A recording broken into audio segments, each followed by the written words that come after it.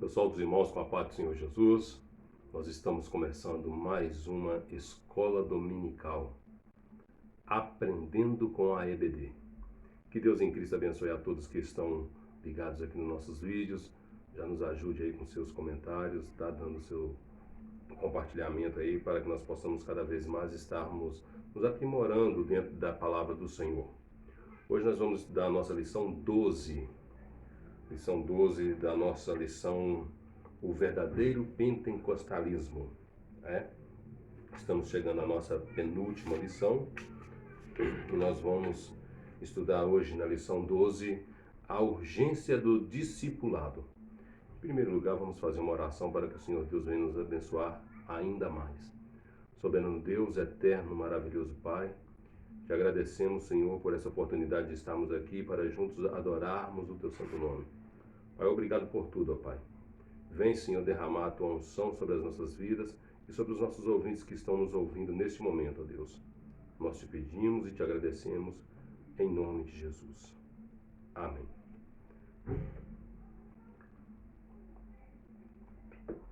A nossa lição de hoje, ela traz o título A Urgência do Discipulado. Essa lição, ela tem 3 tópicos e dentro de cada tópico 3 subtópicos. E nós vamos aprender um pouco mais sobre eles nesta lição, nesta manhã. A urgência do discipulado. No nosso textuário está escrito assim: portanto, ide, ensinai todas as nações, batizando-as em nome do Pai, do Filho e do Espírito Santo. Está escrito lá em Mateus, no capítulo 28 e versículo 19. A nossa verdade prática, ela está nos deixando claro, dizendo: chamamos de discípulos na fé o aprendizado de um discípulo por meio de seu mestre na igreja para ajudar a desenvolver o seu crescimento espiritual. Hoje nós vamos falar sobre os discípulos, sobre os discipulados. Como fazer discípulos, como fazer pessoas preparadas para estar envolvidos no ministério do Senhor. Amém? Vamos fazer uma leitura, um resumo grande aqui da nossa lição, para não ficarmos muito enfardo no nosso vídeo, e os irmãos vão deixando aí seus compartilhamentos para nos ajudar naquilo que os irmãos acharem necessário, naquilo que os irmãos interessarem, tá? Aquilo que os irmãos quiserem comentar com a gente, comente conosco aqui através do WhatsApp 33988298929 para nos aprimorar cada vez mais. A palavra de Deus é assim, nós estamos aprendendo cada vez mais dentro da palavra de Deus, e isso é muito importante, né? A nossa introdução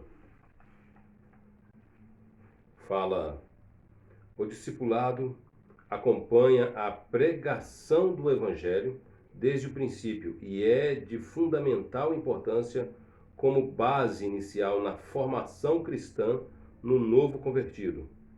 A forma que a igreja local o desenvolverá somará na formação do caráter cristão para o bem ou para o mal. Bom, nós sabemos que nós aceitamos a Jesus, a partir do momento que nós aceitamos a Jesus, o propósito de Deus para as nossas vidas é que nós sejamos salvos.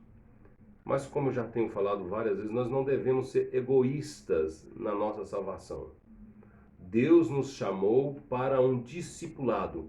Deus nos chamou para nos interagirmos dentro da presença dEle, dentro da presença de Deus, cada vez mais, e fazer discípulos. Ou seja, aquilo que você aprendeu, passe adiante, passe a outros. Não queira guardar esse ensino, esse aprendizado apenas para você. Este é o nosso objetivo, fazer discípulos. Nós vamos ver aqui que quando Jesus chamou os seus primeiros discípulos, ele instruiu eles, né? Os 12 discípulos foram instruídos. Deus chamou a Pedro, tirou ele da embarcação, da pescaria, chamou João, chamou Barnabé, e assim todos os outros discípulos que o Senhor chamou, Barnabé não, perdão, Mateus, Lucas, que foi discípulo de Paulo, Barnabé, que foi discípulo de Paulo também, E assim como os outros discípulos que Jesus chamou, ele instruiu eles e no final ele disse: ide por todo mundo e pregai o evangelho, ensinando-os, batizando-os. Ou seja, façam mais discípulos. Vamos entrar então aqui na nossa lição para que nós possamos entender melhor esta questão. Amém? O que é um discipulado? O que é um discipulado? A urgência do discipulado. Discípulo. O que é ser um discípulo? O discipulado vem de discípulo, que significa aprendiz, aprender. Ou seja, aquele que está aprendendo. Nós, que já estamos na presença do Senhor, que já somos trabalhadores da seara do Senhor, nós vamos discipular outras pessoas, ou seja, vamos ensiná-las aos novos convertidos como agir dentro da casa de Deus em todas as áreas, tá? Em todas as áreas, no modo de viver, no seu testemunho, no seu devolução do dízimo, das ofertas. Isso tudo é um discipulado, é um ensinamento que nós estamos passando para essas pessoas, para que elas possam, assim, depois já sábias dentro do assunto, já dentro, entendendo do assunto, do contexto da palavra de Deus, o que é o Espírito Santo, o que é Deus, o que é o bem, o que é o mal, elas poderem também ensinar isso a outros, e assim vai, um ensinando ao outro. Isso é um discipulado, isso é fazer discípulos, tá? O discípulo, ele é um aprendiz do seu reitor, ele é um aprendiz daquele que já sabe, né? Então cabe a nós que temos a palavra de Deus, que já conhecemos a palavra de Deus, saber ensinar os nossos discípulos. Porque uma vez você ensinando errado, ele vai aprender errado. Uma vez você ensinando certo, ele vai aprender certo. Então nós que somos ministros da palavra de Deus, ensinadores da escola dominical, ensinadores dos estudos bíblicos, que fazemos uso da palavra de Deus para o bem-estar da vida cristã, nós temos que ter sabedoria em ensinar. E isso, nós vamos encontrar isso escrito dentro da Bíblia Sagrada, na dedicação ao ensino. Paulo falou sobre isso. Se você tem o dom de ensinar, que tenha dedicação ao ensinar. Não faça o ensino por obrigação. O que nós estamos aprendendo aqui é que tem muitas pessoas que se sentem obrigadas a estar na igreja pregando a palavra de Deus ou ensinar a palavra de Deus. Se sente na obrigação. Eu vou porque o pastor me mandou, mas eu não gosto de fazer. Se você não gosta de fazer, diga ao pastor: pastor, eu não quero fazer porque eu não gosto dessa área de ensinar. Porque quando nós fazemos algo que nós não gostamos, não fazemos bem. Você só faz bem aquilo que você gosta. Você pode até se esforçar em fazer algo que você não goste, mas você nunca vai fazer com toda a dedicação por não gostar. E a palavra de Deus, ela tem que ser ministrada com gozo, com gosto. Eu vi uma frase poucos dias atrás, e eu peguei essa frase para a minha vida. Foi até um livro que eu vi. A capa do livro era o seguinte tema. O nome do livro era Eu Quero Ser um Instrutor, ou Eu Quero Ser um Líder Inútil. A princípio eu fiquei impressionado com aquilo. Como assim? Quero ser um líder inútil. E era bem isso. E eu quero trazer isso aqui também nessa nossa lição de hoje. Eu quero ser, estou falando para mim aqui agora, eu quero ser um líder inútil. Como assim ser um líder inútil? Vou explicar para vocês. Eu quero ser um líder tão dedicado dentro da palavra de Deus, tão dedicado naquilo que eu faço, que os meus alunos não vão mais precisar de vir até a mim para aprender algo. Eu quero ser esse líder que consiga passar para eles tudo aquilo que eu sei e depois eu conseguir ficar inútil. Ou seja, não vão mais precisar de mim. Porque tudo aquilo que eu pude, eu ensinei para eles com dedicação. Aqueles não vai voltar mais para mim. Entenderam o mistério desse texto, o mistério desse título desse livro? Quero ser um líder inútil. A inutilidade desse líder é para que os seus discípulos não precisem mais ir até ele, ou perguntar para ele, ou aprender mais dele, porque ele aprendeu com dedicação. O líder foi autossuficiente para ensiná-lo com toda a dedicação. O único líder que nós não devemos deixar de aprender com ele é Jesus Cristo. Nós sempre estamos sendo discípulos de Jesus. E como ele, também fazendo outros discípulos. Amém, irmãos? Então vamos lá. O discípulo, ele é o discípulo, ele é então um aprendiz nosso. Agora, a segunda parte aqui, o segundo subtópico, é a grande comissão, que está escrito lá em Mateus 28, versículo 18 ao versículo 20. E o nome que se dá à comissão, que é o Senhor, que o Senhor Jesus designou para a evangelização das nações. O verbo ensina a ensinar todas as nações. Perdão. É a grande comissão. A grande comissão, dentro daqui da nossa leitura que nós lemos, é aqueles que estão sempre procurando aprender a palavra de Deus. Nós olhamos dentro da Bíblia Sagrada, nós vamos ver que as pessoas elas iam até Jesus o tempo todo para aprender mais e mais e mais do Senhor. Não queriam sair de perto. Por quê? Porque Jesus tinha algo novo para ensinar todas as vezes. Lembra quando Pedro falou com Jesus? Jesus estava ensinando, dando uma mensagem, um sermão mais duro, né? E aí todos saíram, ficaram revoltados com aquela palavra. E Pedro falou assim: Jesus, a tua palavra ficou dura. Olha, todo mundo saíram correndo. Aí Jesus olhou para Pedro e falou assim: Pedro, e você não vai também? Vai, some daqui também, né? No sentido da palavra. E Pedro falou assim: para onde eu vou, Senhor?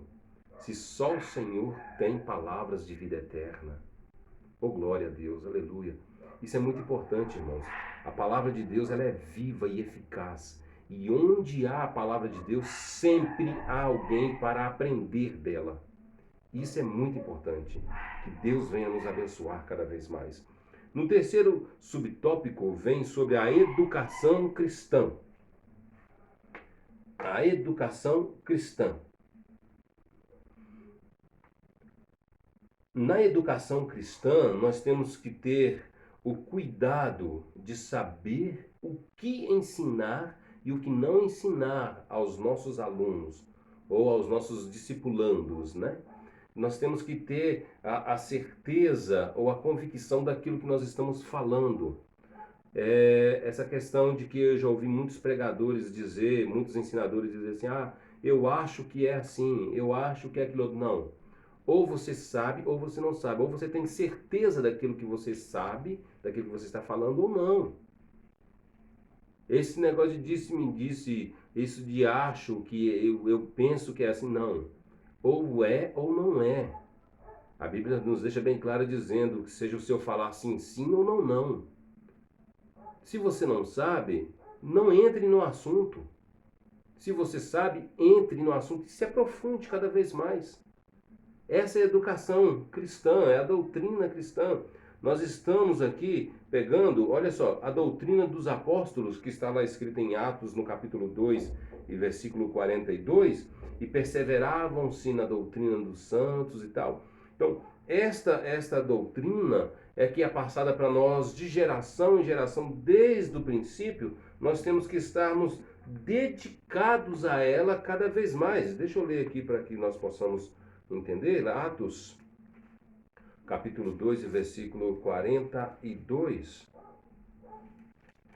Olha só o que está escrito. 2:42. E perseveravam na doutrina dos apóstolos, e na comunhão, e no partir do pão, e nas orações. Veja bem, a perseverança na doutrina, na comunhão, no partir do pão. Então, essa é a preocupação que nós temos que ter. Qual é a educação que nós estamos passando para os nossos discipulandos ou para os nossos membros novos convertidos? Porque existem muitas pessoas, muitos ensinadores, que eu já ouvi essa palavra várias vezes de pessoas que vão ensinar a palavra de Deus, e os que estão aprendendo falam assim: hoje é fulano que vai estar na igreja ministrando, não vou não. Não vou não, porque ele só fica lá com blá blá blá, só com palavras repetitivas, não tem nada novo, sempre a mesma coisa, então não vou lá hoje não. Então isso nós temos que ter cuidado nessa questão. Sempre trazendo palavras novas, renovação. A palavra de Deus ela é viva e eficaz. Um só versículo, você lendo ele várias vezes, todas as vezes que você lê, você vai ter algo novo para ensinar. Então nós precisamos ter também esse cuidado em trazer a renovação, a educação cristã, a perseverança na doutrina dos apóstolos. Que isso é muito importante, essa perseverança, sempre trazendo uma sã doutrina, uma doutrina sadia, sabe? Uma doutrina gostosa para que seja aplicada entre os nossos irmãos, sempre entre os nossos crentes. Aquela doutrina que não vai ser um jugo pesado, mas que sim vai trazer edificação para a igreja do Senhor, para os nossos irmãos, tá? Então, essa preocupação com essa educação cristã ou essa ética cristã tem que nos acompanhar e nós fazermos ela com perfeição, com todo zelo e com todo amor, para que possamos assim ter uma igreja sadia espiritual, uma igreja com uma saúde perfeita espiritual, tá? Vamos então entrar no nosso segundo ponto. O tripé do discipulado: palavra, comunhão e serviço. Palavra, comunhão e serviço.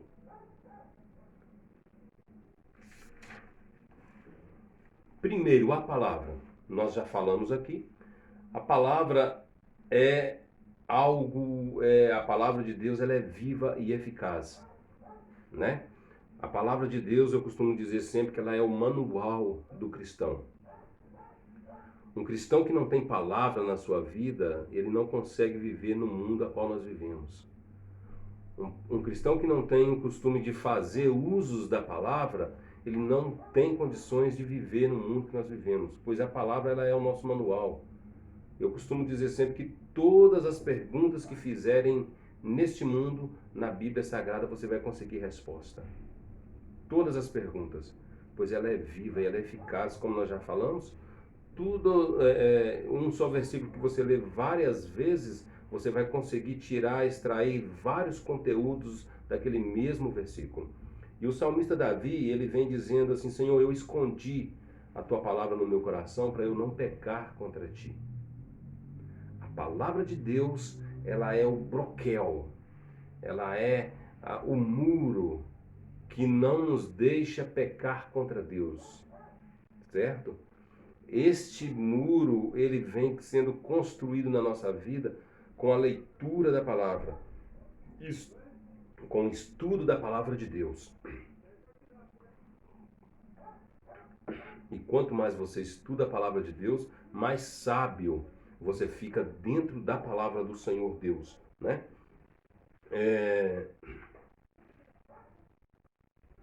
No segundo ponto da nossa lição, vem dizendo assim, ainda que nesse primeiro ponto, aqui no primeiro subponto do segundo ponto, vem falando aqui sobre aqueles versículos que nós lemos, dos discípulos do Senhor que perseveravam na doutrina e na palavra, né? Ou seja, constantemente estavam estudando a palavra de Deus, ouvindo coisas boas o tempo todo dos outros discípulos que falavam, Paulo, que estava ali pregando, ensinando a palavra do Senhor constantemente, e sempre uma palavra viva e eficaz. A palavra do Senhor, ela vem acompanhada com a oração, com a consagração, que isso traz fortificação para a nossa vida o tempo todo. Então nós precisamos ter isso em nossas vidas, em nossas mentes. Manter sempre a palavra do Senhor, que nós já falamos, a comunhão e o serviço que nós vamos falar aqui agora, tá? Vamos aqui então para a comunhão, segundo subponto aí. Atos 2:42 é o que nós lemos. Perseveravam na comunhão. Isso é muito importante. A comunhão. Esta comunhão que está falando aqui, eu até grifei aqui, lá no livro de Salmos, está escrito assim: ó, quão bom e quão suave é que os irmãos vivam em união. né? Essa comunhão que a lição está nos trazendo aqui, é uma comunhão mútua mesmo. É aquela comunhão de irmão para irmão, irmão que se abraça com outro irmão, irmão que não deixa o outro irmão caído, não deixa o outro irmão num desespero, na dificuldade. A Bíblia vem falando que naquela época, na época de Paulo, a comunhão dos irmãos era a comunhão da unidade. Uma comunhão tão grande que eles vendiam o que eles tinham e repartiam com os que não tinham, para viver em unidade, uma comunhão de irmão mesmo, sabe? Aquela comunhão de, não, você está precisando disso, eu vou vender o que eu tenho aqui e vou repartir com você, para que nós possamos viver juntos, certo? Essa comunhão é uma comunhão tão bonita e aprovada por Deus, que Deus vem abençoando até hoje o povo da Judéia, de Israel, fortemente sobre isso, justamente por causa dessa comunhão que eles têm entre eles. E quão bom seria se nós também tivéssemos essa mesma comunhão. Vivemos num século onde as pessoas só pensam em si mesmas. Eu vou fazer para mim e você que faça para você. Não, meu serviço aqui eu ganho isso e é para mim, você que faça para você. E o nosso irmão? E o nosso semelhante? E a nossa imagem, que é o nosso irmão, como está a situação dele? Nessa pandemia, nós estamos bem, vivemos bem, nossos celeiros estão cheios, nossas vasilhas estão cheias, e os nossos irmãos que têm dificuldades? Como está o serviço social da nossa igreja para amparar essas pessoas carentes? Será que nós temos pensado nisso? Será que nós temos ajudado os nossos irmãos em meio a essa pandemia que está precisando de ajuda? Nós precisamos pensar nisso. Então precisamos viver a comunhão com os nossos irmãos. E essa comunhão, ela abrange também no lado espiritual, porque a Bíblia nos fala que ainda que eu falasse a língua dos anjos, ainda que eu profetizasse, de nada disso me adiantaria se eu não tivesse amor. Esse amor também fala dessa comunhão. Para você ter uma comunhão, você tem que ter o amor no coração. Então nós precisamos ter essa comunhão com Deus, essa comunhão que nos ajuda a caminhar para frente, certo? Em João capítulo 15 e versículo 14, deixa eu ler aqui para os irmãos, João 15 e 14, diz assim, ó: vós sereis meus amigos se fizerdes o que eu vos mando fazer, tá? Vem falando da comunhão com Deus, como eu já falei. Comunhão com o outro e a comunhão com Deus. Abraão foi chamado amigo de Deus. Um exemplo de comunhão com Deus. Davi foi chamado amigo de Deus. E agora aqui, João 15 e 14, vem dizendo assim, ó: vós sereis meus amigos se fizerdes o que eu vos mando. Esta palavra é uma palavra muito forte. Porque como ser amigo de Deus se não quer fazer as ordenanças do Senhor? Como querer ter Deus como amigo se não quer fazer as ordenanças dele? Nós precisamos estar debaixo da comunhão do Senhor, fazendo a vontade do Senhor para sermos chamados amigos de Deus.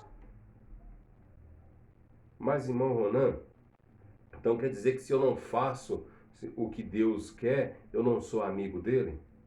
Que Deus egoísta é este? Que Deus é esse que só sirvo para ser amigo dele se eu fizer o que ele me manda fazer? Se eu não fizer, eu não posso ser amigo dele? Então quer dizer que a minha opinião não serve, só serve a opinião dele, só serve se eu fizer aquilo que ele manda? Eu só sirvo para ser amigo dele se eu fizer aquilo que ele manda, se eu não fizer, não serve? Deixa eu lhe dizer uma coisa. Qual é o amigo que quer o mal do outro? Responde para você mesmo. Qual é o amigo que quer o mal do outro? Um amigo sincero de verdade, ele quer o bem um do outro.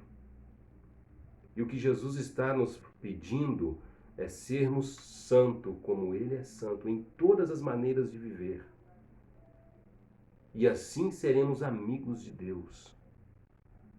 A pessoa que quer ser amiga do inimigo faz as coisas do inimigo. Se eu quero ser amigo de Deus, eu faço as coisas de Deus, que provém de Deus. Como eu vou andar com uma pessoa, ser amigo dela, se a minha ideia não bate com a ideia dela? Se tudo que ela faz é contrária à que eu faço, não vai ter como eu ter essa amizade. Uma pessoa quer ir para a balada, eu não vou para a balada. Uma pessoa quer farrear, eu não farreio. Como eu vou ser um amigo dessa pessoa se não faço aquilo que ela faz? Se os nossos ideais não são os mesmos? Não tem como. Então, para ser amigo de Deus, precisa fazer a vontade de Deus. Amém? O serviço.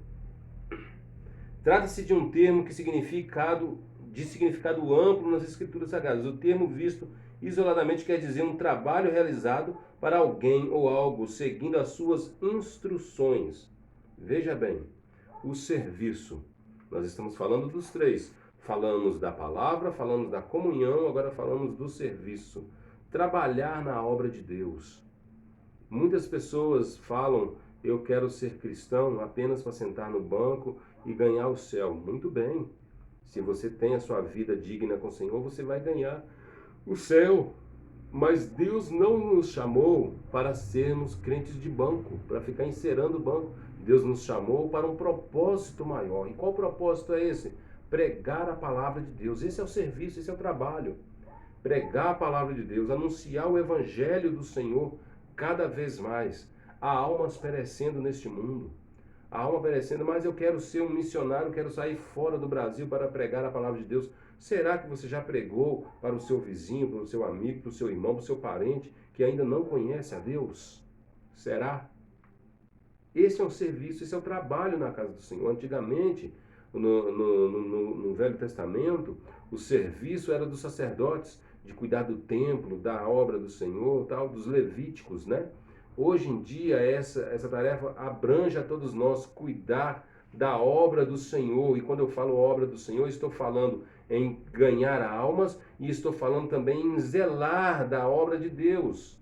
Como assim zelar da obra de Deus? É o serviço que é cabível aos diáconos de hoje, cuidar das viúvas, dos necessitados, né? Fazer uma visita a um irmão que está precisando de ajuda, ser até um psicólogo para uma pessoa que precisa de uma orientação, de uma palavra. Tudo isso é o serviço na obra de Deus. Tenha isso em sua mente. Trabalhar na obra do Senhor. E é recompensado. É muito satisfatório trabalhar na obra do Senhor. Tá? Terceiro ponto da nossa lição: o crescimento espiritual. O título do terceiro ponto é o discipulado e o crescimento sadio da igreja. A igreja precisa do processo do discipulado para cumprir o propósito da grande comissão.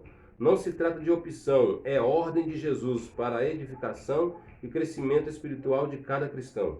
O crescimento espiritual. 2 Coríntios, no capítulo 5 e o versículo 17. 2 Coríntios, no capítulo 5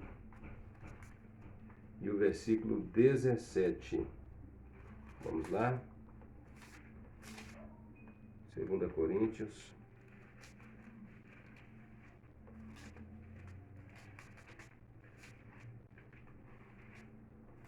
E 17. Assim que se alguém está em Cristo, nova criatura é. As coisas velhas já passaram e eis que tudo se fez novo. Crescimento espiritual. O processo do discipulado tem por objetivo instruir o novo convertido sobre os vários aspectos da vida cristã. Todas as pessoas que vêm a Cristo precisam ser discipuladas. Isso porque elas se tornaram novas criaturas. Quando a pessoa aceita Jesus e desce às águas batismais, essa pessoa é como se fosse um recém-nascido. Ela precisa de alguém para instruí-la, ou para dar alimento a ela, para ensiná-la a andar, a gatinhar, a começar a falar novamente, certo? Como que é que isso acontece? Por isso que quando nós batizamos, nós costumamos dizer que nós estamos nascendo de novo, deixando o velho homem para trás e vivendo uma nova vida. Uma criança, quando nasce, as primeiras coisas que ela tem que fazer é aprender a beber leite, né? Ela se alimenta de leite materno, E assim vai, quando o tempo vai passando, começa a tomar uma papinha, e daí vai crescendo, começa a falar, aprender a andar, né? O cristão é pela mesma forma, quando ele nasce de novo, aceita Jesus, ele é um recém-nascido. Nós que já estamos velhos dentro da casa do Senhor, já somos adultos espirituais, precisamos levar palavras de conforto, palavras que traga essa criança espiritual ao crescimento espiritual. Não tem como eu já pegar uma pessoa dessa e já começar a dar-lhe doutrinas pesadas, dizendo, ó, a partir de hoje você aceitou Jesus, você não pode fazer isso, você não pode fazer aquilo, você não pode fazer... Não, não esquece isso. Primeiro é o alimentar dessa pessoa. Primeiro é a palavra de Deus. É o leite que ela precisa para o seu crescimento, para o seu fortalecimento. E na medida do tempo que ela vai conhecendo a palavra de Deus, ou vai se alimentando deste leite, desta água viva do céu, ela vai tomando conhecimento e fortalecimento espiritual para começar a então ter mais alimentos sólidos.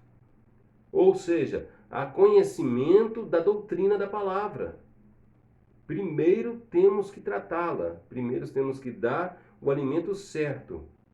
E na medida que ela for crescendo, vamos introduzindo outros alimentos doutrinários nessa pessoa e ela vai chegando ao crescimento espiritual e amadurecimento.